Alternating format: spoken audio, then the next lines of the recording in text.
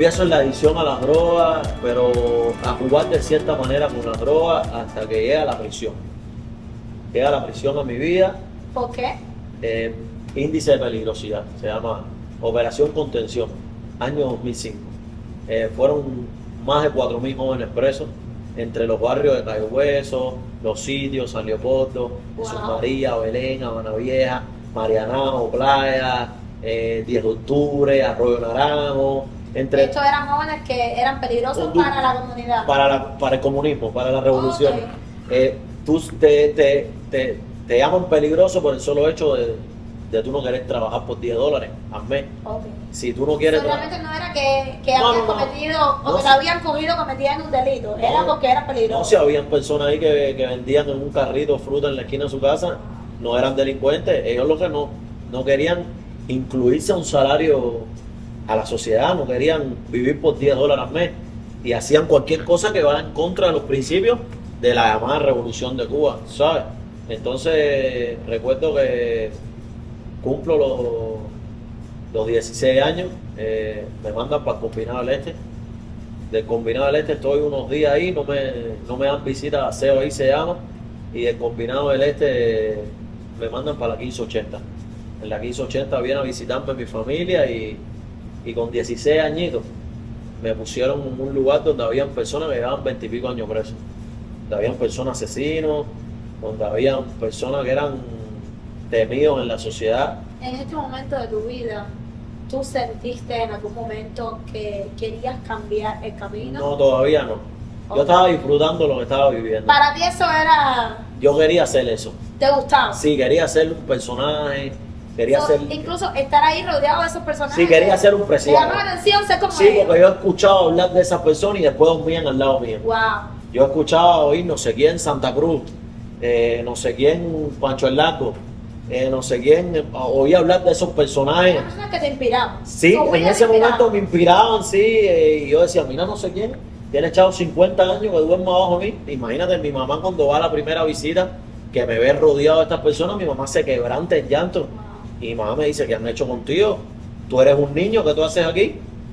Y así empezó mi carrera delictiva y mi carrera de cárceles y prisiones. Ok, cuando me dices carrera de cárceles y prisiones, porque entonces seguiste Sí, seguí yendo preso varias veces. Y en todo este tiempo, las drogas siguen en tu vida. Cada vez que salía era droga. Cuando no estaba en droga, estaba preso. O estaba en droga o estaba preso. ¿Cómo llega a tu vida entonces el mundo de las tinieblas, hablando religiosamente? Religiosamente, dicen, yo no conocía, no había nacido en ese tiempo, que mi mamá fue la primera que practicó la idolatría en mi familia, pero que la botó. Okay. La botó un día y después en el año 1999 mi tío se hace santero. Con el 98 creo y en el 99 se hizo babalao. Cuando mi tío se hace babalao en el año 99 yo tengo solo 11 años. Solo recuerdo que acababa de él hacerse babalao, él va para una prisión que se llama Valle Grande, que es una prisión que está en la Lisa. Acabado de consagrarse en el culto Ifá, él va preso. Ese fue el regalo que le dio Orula. Orula le regaló Valle Grande, preso por malversación al Estado. Él está como un año preso y me acuerdo que sale. Creo que fue en el año 2000 donde mete a toda mi familia en eso. Empezamos a coger la llamada mano Orula, que es para identificar el ángel de tu guarda, el llamado ángel de tu guarda, de los ídolos, que se llaman Yemayao, Badalá, Changó, El Ecuá, así es como se llaman todos ellos. Entonces tu tío te introduce a ti en ese mundo. Ajá, a partir de que me introduce mi tío en ese mundo, que ya estamos yendo un poquitico más para atrás. Sí. Ya estábamos hablando de 16 años. Sí, corrimos un poco atrás a ver cómo Rebobinamos comenzó. la película, ajá, estamos ahora en 11, 12 años. Okay. 12 años. Ya entro en séptimo grado y empieza eso en mi vida. Ya empiezo a ser rebelde, a ir con gorra a la escuela, a ponerme diente de oro, a abrirme hueco en las orejas, a ponerme cuerda, a no quererme quitar los aretes para entrar a la escuela, a querer entrar con gorra a la escuela, a sacarme la camisa por fuera, faltarle respeto a los maestros. Ya esto era cierta hombría, andar con una navaja arriba, con un cuchillo, con una tijera, a ir a los bonches, que era como se llamaban en ese tiempo, a fajarme en los bonches. Todo eso vino de la mano. Ajá, vino de la mano de la idolatría. Okay. Cuando eso empieza en mi vida, yo me acuerdo que yo tenía un signo que me daba un nombre. El diablo, tú sabes que el diablo siempre ha tratado de robarte la identidad. Nosotros fuimos creados por Dios y Dios te dio un nombre. Por eso le dijo a María, te llamo por tu nombre. A María Magdalena le dijo, yo te llamo por tu nombre. y tu nombre es Natalie. Mi nombre es Daniel. Amén. Fue el nombre que me puso mi mamá y mi papá. Dios me regaló una madre y un padre. Mi padre se llama Dagoberto y mi madre se llama Aurora. El diablo ha tratado siempre de romper la creación de Dios, la obra de Dios. El diablo me vendió a mí un padre. Me dicen que yo soy hijo de Bagalá. Y me dicen que ya yo no me llamo Daniel. Me dicen que me llamo el signo ese, que el Señor reprenda todo eso para ni mencionarlo. Me dicen que yo soy ese signo y que ese signo es de prisión y que ese signo, y lo que yo hice fue tomarme esa espiritualidad que te dan de comer un conjuro que tiene sangre. Tú tienes que cerrar los ojos cuando recibes la mano nula y tú lo que te estás tomando es un demonio para dentro de ti. Eso tú lo haces con 12 años. Con 12 años. Ok. Con 12 años me dicen que yo soy hijo de Bagalá, me dicen a mí, y empieza la vida mía conductual.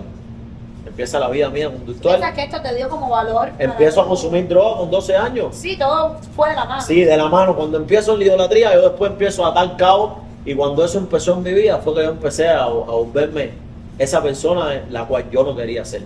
Entonces, tu tío te introduce en este mundo. Ajá. ¿Qué más sucede ya una vez que estás en ese mundo? Siempre tuve deseo de hacerme santo. Siempre me dice, incluso antes de que te... No, ya cuando yo cojo la mano rula, desde que yo vi que mi tío se hizo babalao, yo tuve cierta... Eso me llamó la atención. Ok. Eso me llamó la atención porque veía que lo primero que me dijeron era que tenía que ser hombre para ser babalao. Tiene que ser varón, no puede ser homosexual. Y eso me llamaba la atención a mí. Decía, coño, tiene que ser hombre, ¿no entiendes? En las prisiones, en los lugares... Sí, pero tenías que ser hombre. Sí, tenía que ser hombre. Era uno de los parámetros de hombría, de valentía, hombría, de aguaje, en el argot popular, que Sí, era la palabra, era cierto aguaje, bravería.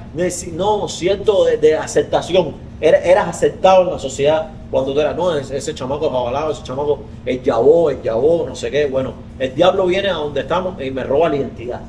Ya me roba mi papá. Y después, para yo saber quién era mi mamá, yo tengo que comprar la mamá.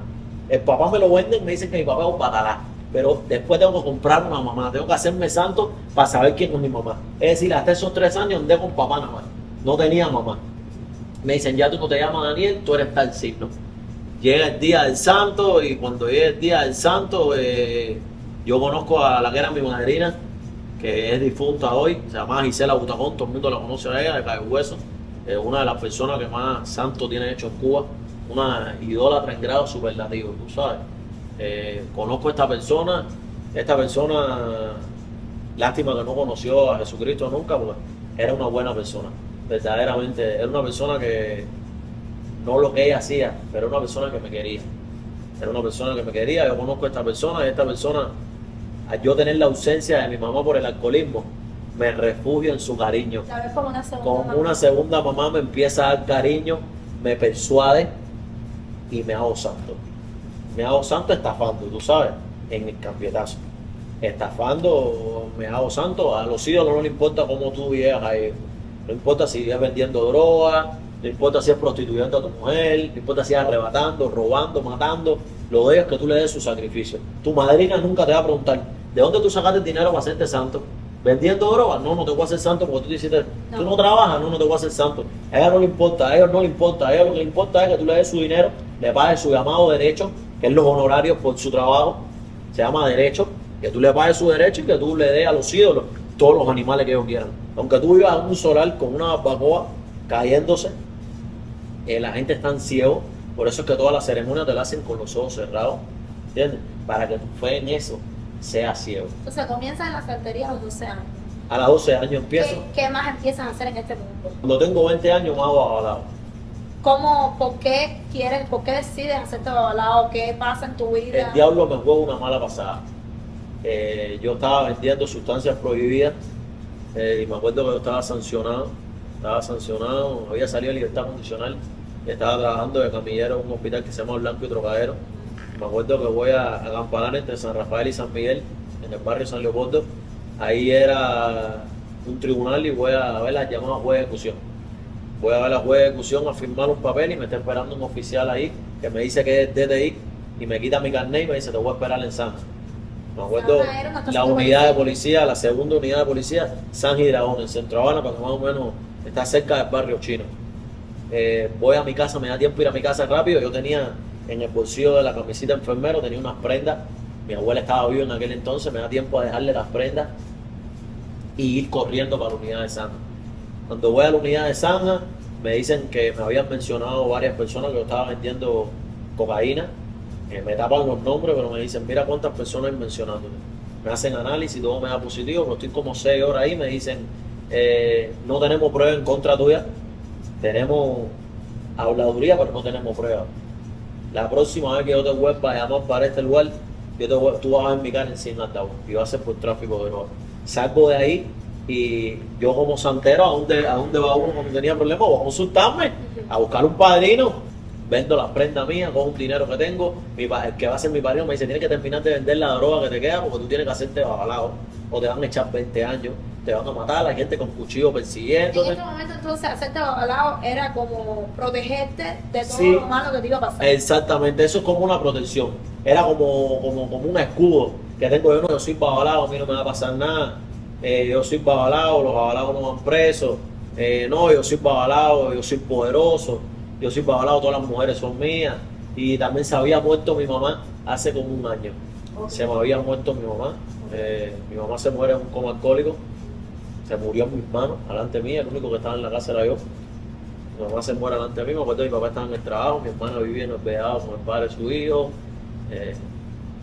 Y todos estos sucesos me hicieron caer en muchos vacíos de droga, de tráfico de droga, una casa sola, una casa deprimida, y me hicieron buscar refugio en cada vez más idolatría. Yo sentí un vacío que yo no sabía con qué llenarlo. Y ya tú puedes decir entonces que este fue el punto más alto de que tú dijiste, necesito algo más, que en este momento era hacerte babalao. Me hice babalao, pero también conocí en ese mismo tiempo, 2 años antes, digamos, conocí los grupos de Alcohólicos Anónimos, los grupos de recuperación. En los grupos de recuperación escucho por primera vez que hay personas que le piden a Dios para cambiar su vida. Okay. Esto me da resultado. Me mantengo unos meses sin beber, unos meses sin drogarme, me meto unos meses limpio, pero pasa lo que le pasa a un adicto cuando deja de consumir droga. Empiezo a comprarme 2 o 3 zapaticos que había perdido en la droga, empiezo a echarme perfume, empiezo a estar pelado. Discúlpame, Dani, ¿cómo es que llegas entonces, rebobinando un poquitico, a Alcohólicos Anónimos? ¿Llegas porque querías dejar el alcohol? ¿Por qué es que llegas ahí? Yo no tenía vicio de alcohol, yo tenía vicio de droga. Se llamaba Alcohólicos Anónimos, pero servía para todo tipo de adicciones. Ok, pero tú querías en ese momento dejarlo. Sí, estaba ya ahogado. Fue el año que se murió mi mamá, viví una situación desesperante. Mi casa la dejé sin nada. Dejé mi casa vacía, sin nada. Y en este momento tú quisiste, digamos, cambiar tu vida. Yo sentí ese año un vacío muy grande en mi vida. Mi mamá se me muere en el 2007. En el año 2007, 19 de abril, se me muere mi tía abuela, Mina, de la que te hablé. A los 10 meses exactos, 19 de febrero de 2008, se muere mi mamá. En la misma casa viviendo. A las 2 semanas de morirse mi mamá, mi papá me abandona por una mujer que vivía en la esquina de mi casa. A partir de ese momento, deja de ser mi papá un 90%. Y mi hermana vivía en el Veado con el papá de su hijo. Estaba solo. Me quedé solo de momento. Suponte tú que tengamos una Navidad hoy de yo, mi mamá, mi tía abuela, mi hermana y mi papá, y al otro año, el mismo día, ya yo no tengo familia. Es decir, en un año se murieron 2 personas de mi familia y 2 se fueron de mi casa. Es decir, me quedé solo, bastante que no me quité la vida, ¿sabes? Bastante. Pero recurres a la droga. A la droga. Recurro a la droga y fue tanto mi consumo ese año. Consumía para morirme, ¿oíste? Yo consumía para morirme, yo quería morirme. Yo le pedía la muerte todos los días a todo lo que existía, que yo pensaba en ese momento. Yo quería que me mataran, ¿oíste? Y conozco a Alcohólicos Anónimos en ese año. Y en Alcohólicos Anónimos me decía que es la primera vez que escuchas a Dios. Primera vez que escucho que las personas le pedían a Dios cambiar su vida. A partir de ese momento empiezo a buscar de Dios para cambiar mi vida y siempre volví a caer porque Alcohólicos Anónimos no tiene a Cristo. Ellos te dicen que tú creas en cualquier cosa. Mira, ellos te dicen, cree un poder superior. Pero siempre recuerdo que había un acápite en Alcohólicos Anónimos que decía, llegamos a creer que un poder superior a nosotros mismos podría devolvernos el sano juicio.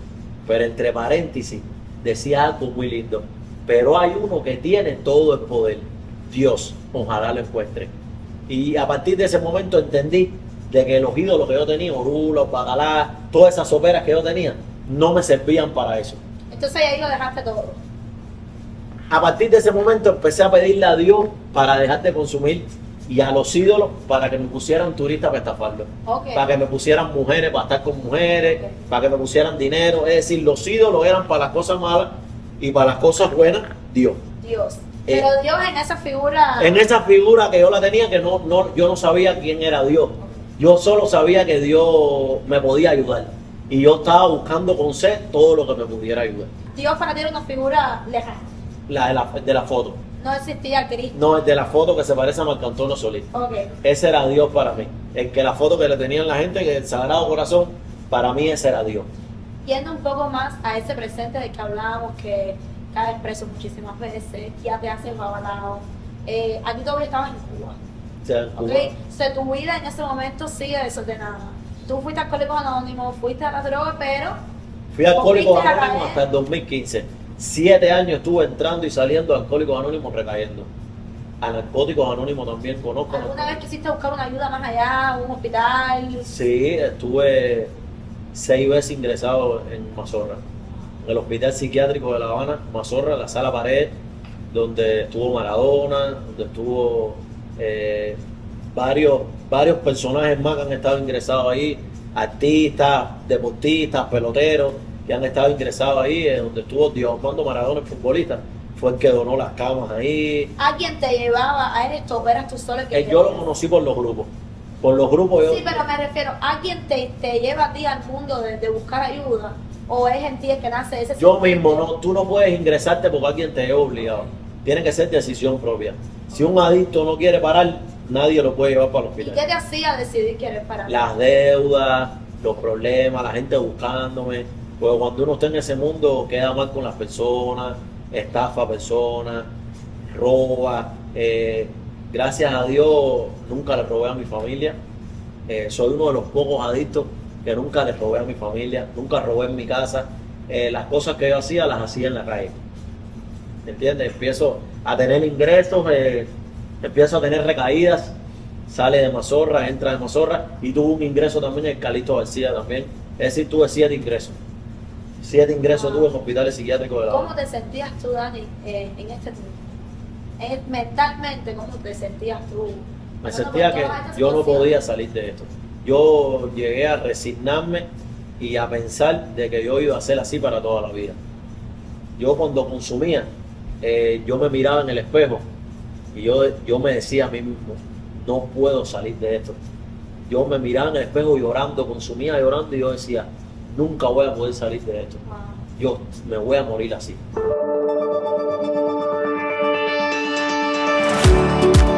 Pudo salir y estoy segura que tú también puedes. Si yo pude, tú puedes. Y después te vamos a decir cómo fue que pudo hacer. Que yo pedía con tanto desespero, nunca había clamado a Dios así. No sé por qué esa mañana me levanté. Un eco, el oráculo de adivinación de los avalados. Yo lo tenía montado en el carro. Me acuerdo que llegando al carro lo reviento a mi trabajo, bajo la ventanilla y lo boto por la ventana para afuera. Me paro delante de los hijos y le digo, ellos vienen de Kendall. Si tú existes de verdad, porque si no te voy a caer la martillazo, te voy a quemar y te voy a picar en tu rodilla. Fue que el mismo día que rompí todos los ídolos, dejé de fumar, el mismo día. Yo sentí cuando se rompió eso, que se rompieron unas cadenas en mi vida.